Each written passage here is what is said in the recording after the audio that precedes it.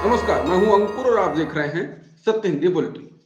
एक नजर डाल लेते हैं अब तक की खबरों पर। अमेरिकी अरबपति जॉर्ज सोरोस ने अडानी केस को लेकर पीएम मोदी पर टिप्पणी की है, जिसके बाद वो चर्चा में आ गए हैं। उन्होंने प्रधानमंत्री मोदी पर निशाना साधते हुए कहा कि भारतीय उद्योगपति गौतम अडानी की शेयर बाजार में हाल की परेशानी भारत में लोकतंत्र को फिर से जीवित करेगी।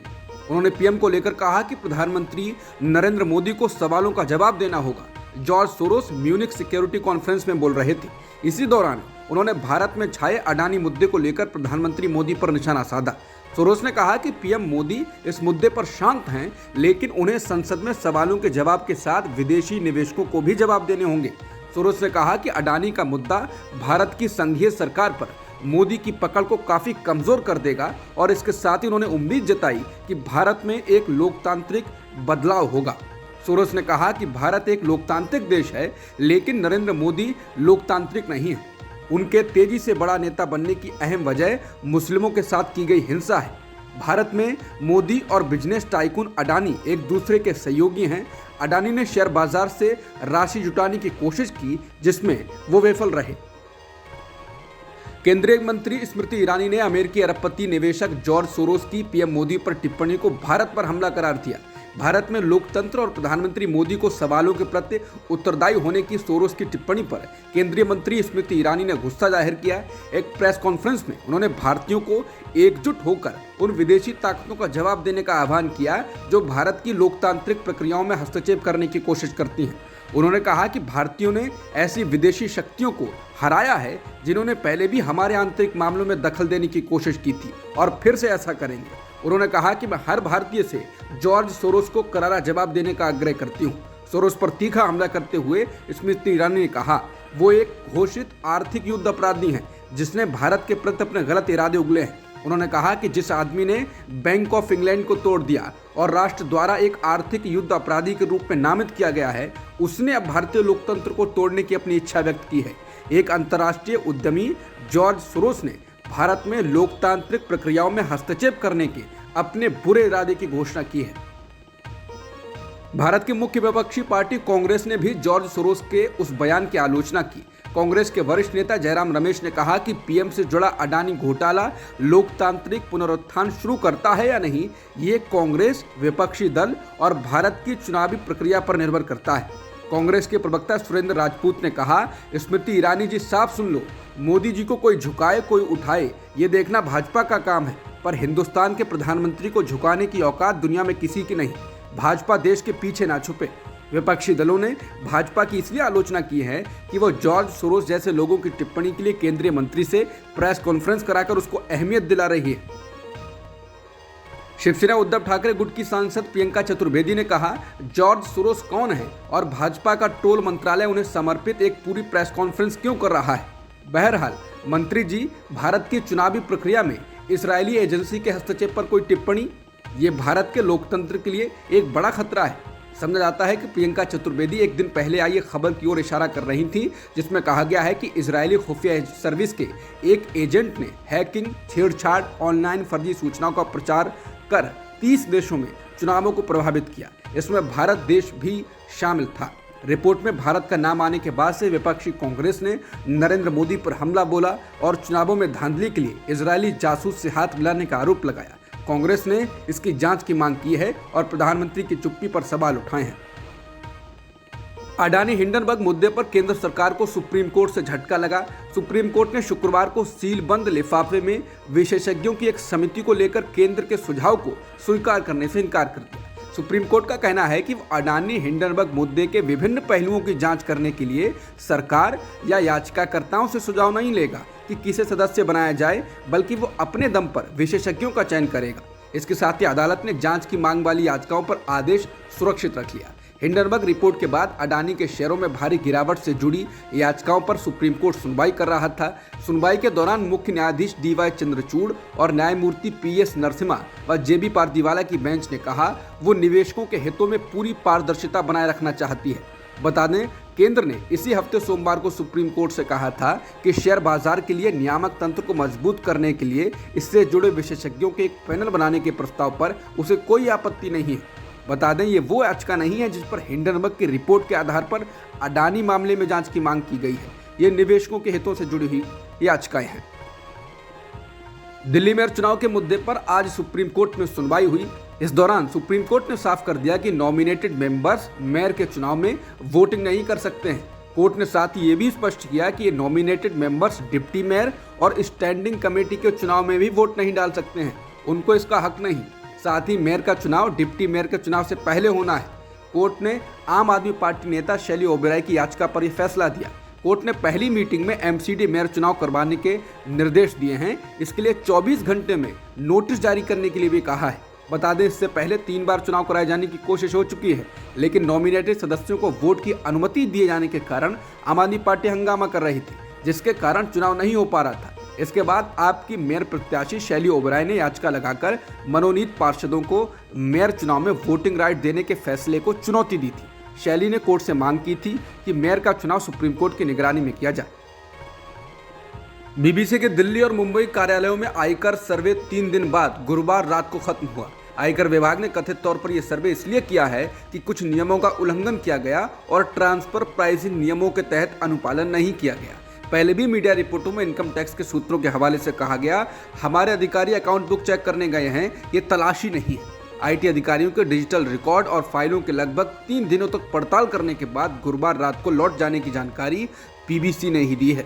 बीबीसी ने अपडेट जानकारी देते हुए कहा कि आयकर विभाग के अधिकारी दिल्ली और मुंबई में हमारे दफ्तरों से चले गए हैं। इसने बयान में ये भी कहा कि वो अधिकारियों से सहयोग करना जारी रखेगा और उम्मीद है कि जितनी जल्द हो सके इस मुद्दे को सुलझा लिया जाएगा। बयान में आगे कहा गया है कि हम कर्मचारियों का सहयोग कर रहे हैं, जिनमें से कुछ ने लंबी पूछताछ का सामना किया है या उन्हें रात भर रहना पड़ा है। उनकी बेहतरी हमारी प्राथमिकता है। हमारा आउटपुट सामान्य हो गया है और हम भारत और उसके बाहर अपने दर्शकों की सेवा के लिए प्रतिबद्ध हैं। बीबीसी ने कहा कि बीबीसी एक विश्वसनीय स्वतंत्र मीडिया संगठन है और हम अपने सहयोगियों और पत्रकारों के साथ खड़े हैं जो बिना किसी डर या पक्षपात के रिपोर्टिंग करना जारी रखेंगे। हरियाणा के भिवानी में एक जले हुए वाहन के अंदर 2 जले हुए शव मिलने के मामले में चौंकाने वाले आरोप लगे हैं। एक दिन पहले ही राजस्थान में एक परिवार ने एफआईआर दर्ज कराई थी कि 2 व्यक्ति जुनैद और उसके दोस्त नासिर लापता हो गए हैं। परिवार ने आरोप लगाया है कि दोनों अपनी कार से जा रहे थे तो बजरंग दल के सदस्यों द्वारा उनका अपहरण कर लिया गया था। एफआईआर दर्ज कराने वाले जुनैद के चचेरे भाई इस्माइल ने कहा कि शव जुनैद और नासिर के थे और उनकी हत्या की गई।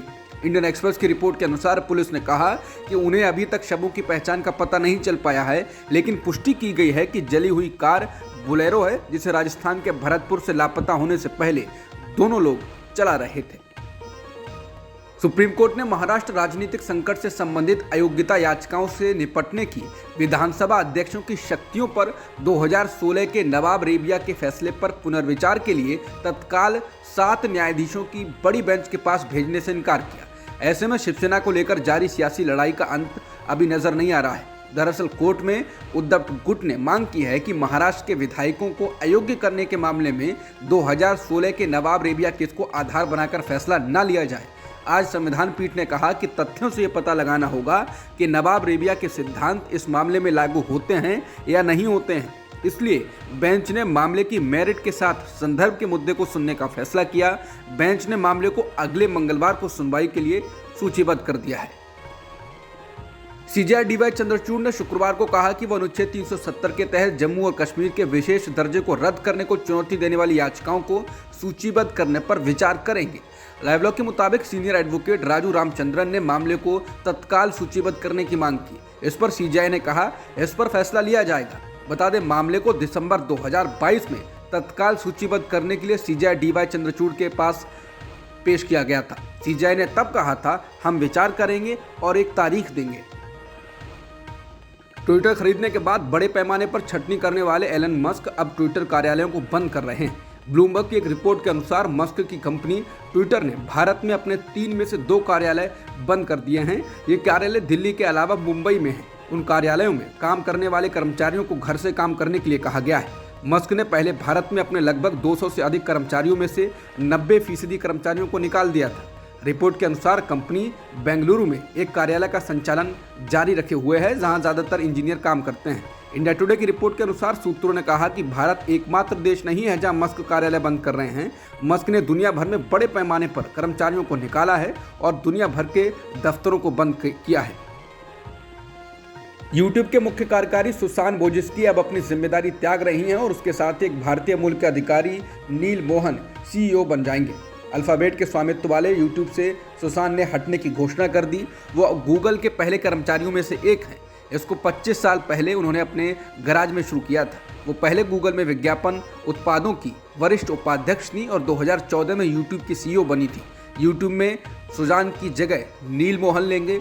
नील मोहन स्टैनफोर्ड यूनिवर्सिटी से स्नातक हैं और वो 2008 में गूगल में शामिल हुए। वो फिलहाल यूट्यूब के मुख्य उत्पाद अधिकारी हैं, जहां वो यूट्यूब शॉर्ट्स और संगीत के निर्माण पर ध्यान केंद्रित कर रहे हैं। बीसीसीआई के मुख्य चयनकर्ता चेतन शर्मा ने एक स्टिंग ऑपरेशन में अपनी कथित टिप्पणी को लेकर उठे विवाद के बीच इस्तीफा दे दिया है।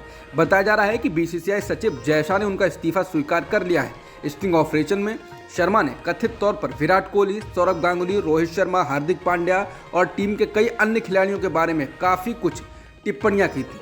बीसीसीआई ने इस मामले पर कोई आधिकारिक बयान जारी नहीं किया है और अब ऐसा लगता है कि शर्मा को अपने कर्तव्यों से मुक्त कर दिया गया है। बीती जनवरी में ही बीसीसीआई उन्हें चयनकर्ता के पद पर वापस लेकर आई थी। शर्मा ने स्टिंग ऑपरेशन में यह भी आरोप लगाया था कि कई खिलाड़ी 80 से 85% फिट होने के बावजूद प्रतिस्पर्धी क्रिकेट में वापसी के लिए इंजेक्शन लेते हैं। भारत के पूर्व तेज गेंदबाज ने यह भी आरोप लगाया कि सितंबर में ऑस्ट्रेलिया के खिलाफ T20 सीरीज के लिए स्ट्रेच फ्रैक्चर से बुमराह की वापसी को लेकर उनके और टीम प्रबंधन के बीच मतभेद थे। स्टिंग ऑपरेशन में चेतन शर्मा ने जसप्रीत बुमराह को लेकर भी दावा किया।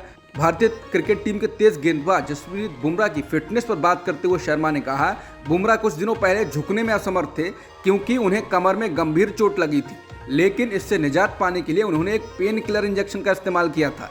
चेतन शर्मा ने विराट कोहली और रोहित शर्मा के अंदरूनी विवाद पर इस स्टिंग ऑपरेशन में कहा, वैसे तो विराट कोहली और रोहित शर्मा के बीच कोई लड़ाई नहीं है, लेकिन अहंकार जरूर है। शर्मा ने कहा कि दोनों ही बड़े फिल्मी सितारों की तरह हैं और एक दूसरे को दोनों खिलाड़ी सबसे बड़ा मानते हैं। चेतन शर्मा ने इस स्टिंग ऑपरेशन में बीसीसीआई के पूर्व अध्यक्ष सौरभ गांगुली से विराट कोहली के टकराव पर भी बात की। चेतन शर्मा ने कहा कि जब विराट कोहली को अपनी कप्तानी गंवानी पड़ी थी तो उस चयन समिति की बैठक में 9 लोग मौजूद थे, जो कि वीडियो कॉन्फ्रेंसिंग के जरिए हुई। चेतन ने कहा कि विराट कोहली ने कप्तानी छोड़ने की बात कही थी और इस बारे में सौरभ गांगुली उन्हें इस पर फिर से विचार करने के लिए कहा, लेकिन शायद वो वीडियो कॉन्फ्रेंसिंग में सौरभ गांगुली को सुन नहीं पाए।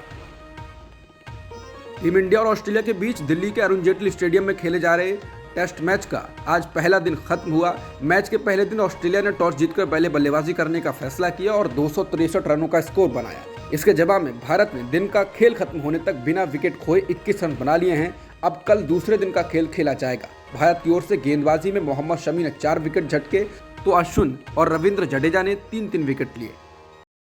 अब तक की खबरों में इतना ही। बाकी खबरों के लिए बने रहिए सत्य हिंदी के साथ। नमस्कार।